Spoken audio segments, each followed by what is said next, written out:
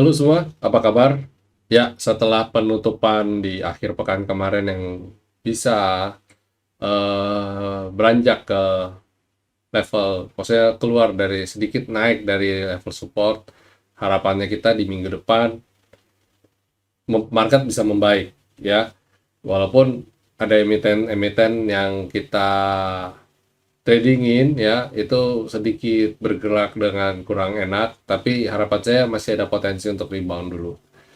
Oke, ada 5 hal yang mesti kita cermati di minggu depan. Pertama adalah data inflasi Amerika, terus kemudian yang kedua adalah inflasi zona Eropa, dan data dari Jepang ya.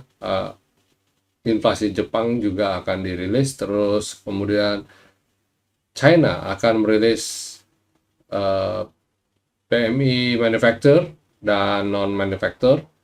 Terus terakhir harga minyak yang pada naik di 1% di hari Jumat.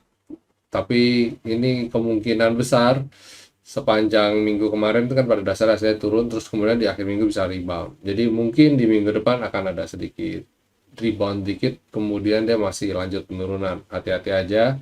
Terus yes, Bank BI memutuskan untuk menahan suku bunga di bulan ini. Naik sudah cukup. Kemarin naiknya mencapai di bulan April kan jadi 6,25 basis poin.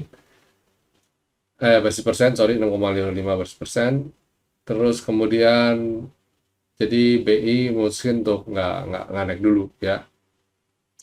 Itu yang bisa kita cermati nanti di minggu depan. Setidaknya kalau dari pengumuman suku bunga yang tetap stabil, terus ada beberapa kayak data inflasi ya, harusnya nggak terlalu mengkhawatirkan.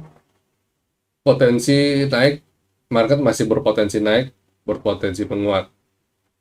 Oke, ya kita masuk ke market review aja langsung. Jadi komposit kita ini, transaksi kemarin di tanggal 22 Mei cuma 8,9 T aja, tapi asing membuka net sell 500 miliar dan berhasil rebound dari selendang.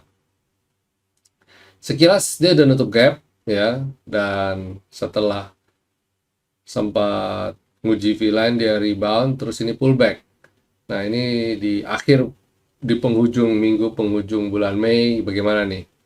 Kalau kita lihat secara weekly, overall oke banget ya, karena dia secara teknikal bagus, rapi, chartnya ketahan di selendang. Moga-moga bulan depan IHSG bisa hijau lagi. Kalau lihat mandinya juga relatif oke, relatif aman, dia lagi sideways. Ya, bagus sih. Kalau dia bisa naik sih, kalau dia bisa naik ke atas, ini sih bisa hijau sih. Kalau dia bisa naik ke sini, ya. IHSG bisa hijau, ditutup hijau malah lucu banget. Jadi orang bilang sell on May and go away, malah IHSG tutup hijau. Oke, bagaimana dan sektoralnya? Coba kita cek IDX Basic. Wah, ini potensi turun lagi ya. Terus kemudian consumer cyclicals juga lagi di bottom. Moga-moga bisa segera rebound. Energi, wow. Jadi IHSG kayaknya ketopang sama sektor energi di tanggal 22 kemarin sebelum libur. Finance mungkin moga-moga juga bisa naik. Ini kayak udah di bottom. Healthcare ya oke lah ya, dari sideways. Industri mencoba untuk keluar juga dari area downtrendnya. Infrastruktur masih sideways panjang. Terus consumer non cyclical, wow cakep nih ya, moga-moga bisa nutup gap. Transaksi juga cukup besar. Properti rebound ya, ini kalau kita lihat juga potensi lumayan nih, dia potensi rebound juga. Tekno, Tekno lagi sideways, ini juga potensi rebound sih. Transportasi yang cenderung koreksi. Nah, kalau lihat market sih, saya cukup optimis kalau lihat sektoralnya, composite mengawali awal minggu tanggal 27 Mei, IHSG bisa rebound. Oke, terus bagaimana dengan ulasan ya, terakhir tanggal 21 kita rekomendasikan adalah Saratoga. Walaupun koreksi tapi potensi rebound masih cukup besar.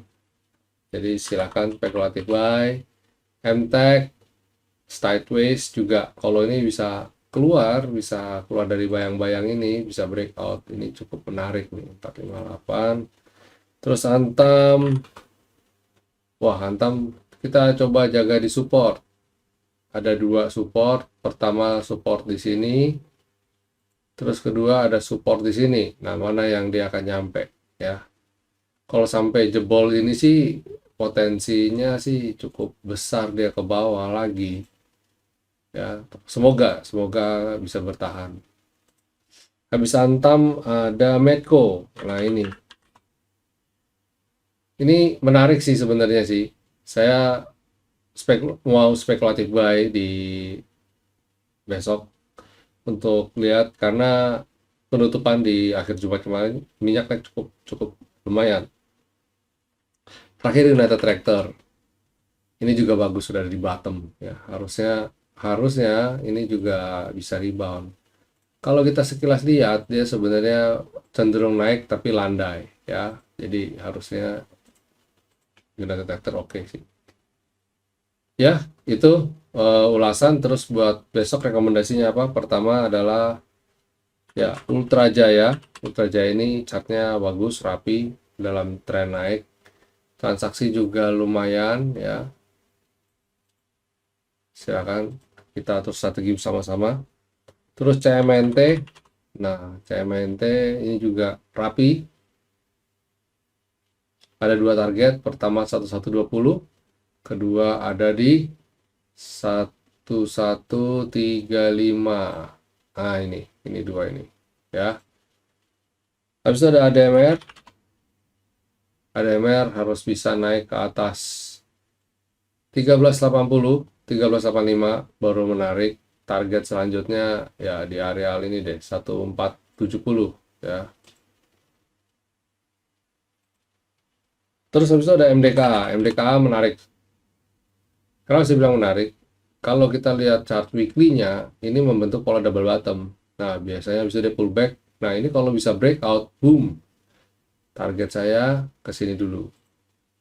3580 setara dengan kira-kira 20-an persen, 25%. Kalau bisa breakout lagi, target saya bisa ke sini.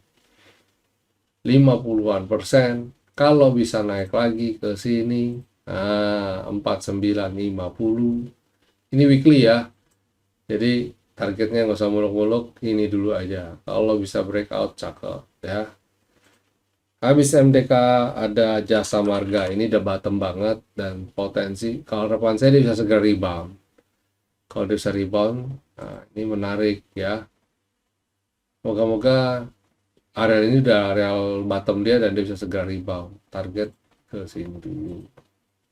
5425. Oke. Ya, itu dulu market review kita.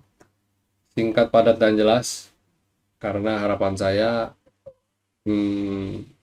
kita mengawali minggu dengan strategi yang taktis-taktis saja. Moga-moga besok tidak terlalu banyak pergerakan yang tidak gitu ya. Langsung bisa market bisa gerak lagi. Oke, yes, sampai jumpa semuanya. Semoga besok market berbaik hati sama kita. Sampai jumpa, stay safe, stay healthy, and God bless you all. See you.